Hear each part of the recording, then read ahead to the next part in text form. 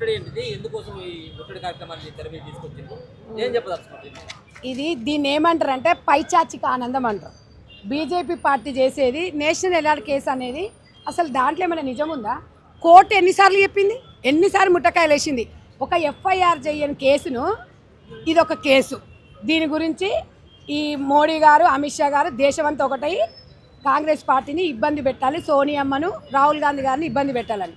వాస్తవానికి రాహుల్ గాంధీ గారిని మీరు టచ్ చేయడం కాదు, ఇలా ఓటు చోరీ గురించి దేశవ్యాప్తంగా ప్రజలందరూ చెప్తున్నారని చెప్పి డైవర్ట్ చేయడానికి ఇవాళ నేషనల్ ఎలాడ్ కేసును తీసుకొచ్చింది. ఎన్నిసార్లు తీసుకొస్తారా? అయ్యా మీకు సిగ్గేం లేదురా నాయన. మీకంటే కోర్టులు, తెలంగాణ రాష్ట్రంలో బీఆర్ఎస్కు రాజ్యాంగం మీద గౌరవం లేదు, మీకు కోర్టుల మీద గౌరవం లేదు బీజేపీ పార్టీకి.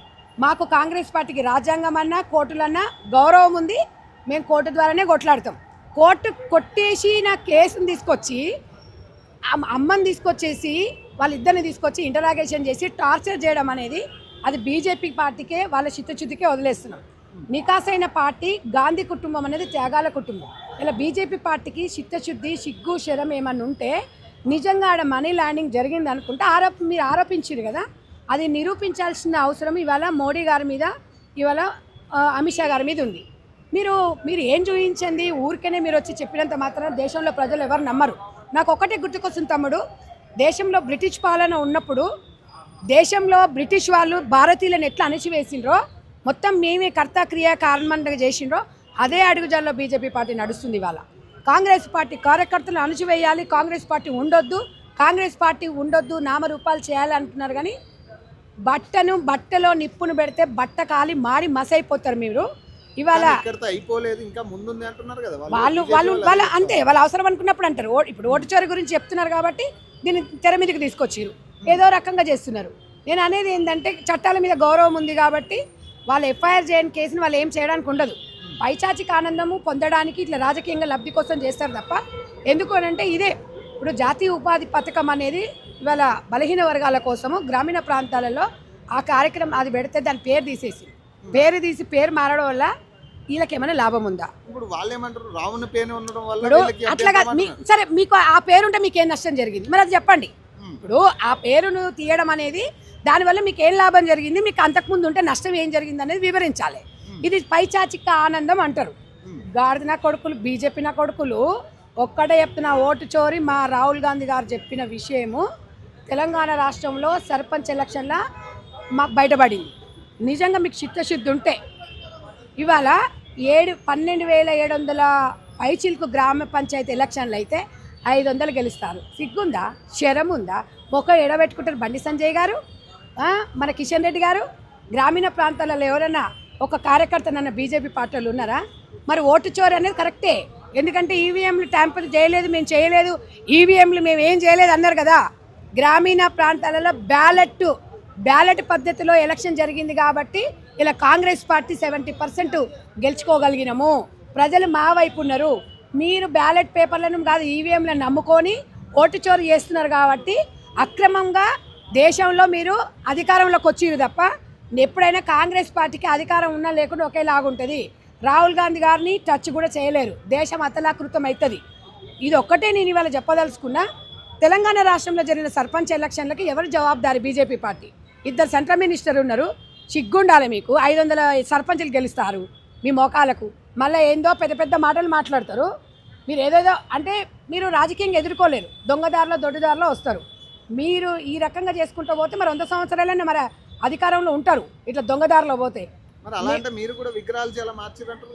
ఒకటి తమ్ముడు, ఒకటి వినండి, ఏది మార్చినా ఏది చేసినా మేము అక్కడున్న స్థానికతను బట్టి మేము అది చేస్తాం తప్ప మేము ఒక్కటే చెప్తున్నాం. ఇప్పుడు ఈ ఉపాధి హామీ పథకం పేరు మారి ఈరోజు భారం మోపింది. రాష్ట్ర ప్రభుత్వం అంటే ఎవరు? మీరు కాదా? మేము కాదా? అక్కడ కాదా? రాష్ట్ర ప్రభుత్వము పన్నులు ఇస్తేనే కదా కేంద్ర ప్రభుత్వం నిధులు ఇస్తుంది. మోడీ ఇంట్లోకి వెళ్ళి అమిత్ షా బొడ్లోకి వెళ్ళి తీసిస్తుండా? ఇవాళ 100% అడిగే రైట్ ప్రతి పౌరునికి ఉంది. మీలాంటి యువత కూడా అడగాల్సిన అవసరం ఉంది. అది ఏంటంటే మొత్తం మాకు సంబంధం లేదు, ఇక మీరే చూసుకోండి, మొత్తం రాష్ట్రంలో మీరే చూసుకోవాలంటే మరి గాడిదలుగా అనుకుంటుందా కేంద్ర ప్రభుత్వం? కేంద్రం అధికారంలో ఉన్నప్పుడు ఆదుకోవాలి. కొత్తగా ఏర్పడిన తెలంగాణ రాష్ట్రంలో మీ కంట్రిబ్యూషన్ ఏముంది అది చెప్పాలి. ఒక్క రాష్ట్రాలన్నా మీరు కరెక్ట్గా ఉన్నారా, నికాసుగా ఉన్నారా? ప్రజలతో మీరేమైనా రౌండ్ టేబుల్ సమావేశం పెడుతున్నారా? అది మాట్లాడితే ఇది మాట్లాడితే మీకు అంత సినిమా లేదు.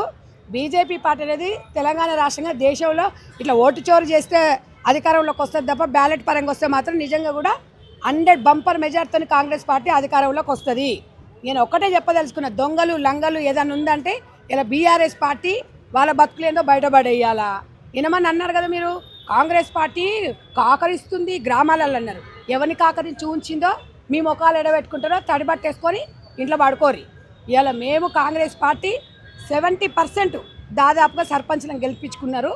ఇవాళ కాంగ్రెస్ పార్టీ మా వైపు ప్రజలు ఉన్నారు. కానీ మేము గర్వంగా ఫీల్ కావట్లేదు, ఒక బాధ్యతగా ఫీల్ అవుతుంది. ఇప్పుడు ఎమ్మెల్యేల అనర్హత వేటుకు సంబంధించి ఏదైతే నిన్న స్పీకర్ నిర్ణయం సార్ దీని మీద వ్యతిరేకిస్తా ఉంది కదా, ఎవరు వ్యతిరేకిస్తారు?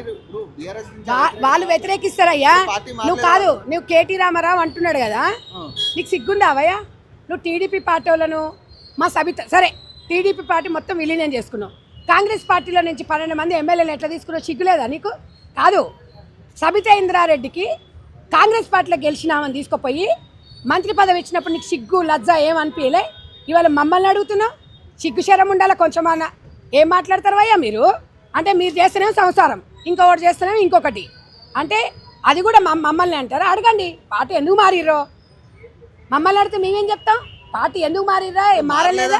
ఇప్పుడు మారిందా మారలేదా అనేది అక్కడ ఉన్న ఎమ్మెల్యేలను అడగాలి. అది స్పీకర్ పదవిలో ఉంది, మనం ఎట్లా మాట్లాడతాం? పెద్ద తోపులాగా మాట్లాడుతున్నావు, సిగ్గుండాలి, వెనకటి చూసుకో. సబితా ఇంద్రారెడ్డికి మినిస్టర్ పదవి ఇచ్చినప్పుడు గుర్తురాలా? ఏ గుర్తు మీద గెలిచింది? ఏ గుర్తు మీద గెలిచిందయ్యా? చేయి గుర్తు మీద గెలిస్తే కారు గుర్తు మీద మంత్రి పదవి ఇస్తారు. చిత్తశుద్ధి లేకుండా మాట్లాడతారు. మాట్లాడితే మళ్ళీ కొడుకులు అటు ఇటు నా కొడుకులు కింద కామెంట్లు పెడతారు. సిగ్గులే నా కొడుకులు. ఉన్నది కరెక్ట్గా తెలంగాణ రాష్ట్రంలో రాష్ట్రాన్ని రావణ కష్టం చేస్తున్నారు. కాంగ్రెస్ పార్టీ రేవంత్ రెడ్డి గారు ఇక్కడ PCC గారు ఆహార నిశలు పనిచేసి ఇవాళ కష్టపడి పనిచేస్తున్నారు. మీలాగా రాష్ట్రాన్ని దోసుకొని తిన్నారా? బుద్ధుండాలి అడగడానికి, క్వశ్చన్లు అడిగేటప్పుడు కొంచెమైనా సిగ్గు లేకుండా మాటలు మాట్లాడుతుంటారు. మాటలు మాట్లాడితే కాంగ్రెస్ మాట్లాడింది అంటారు. అంతే.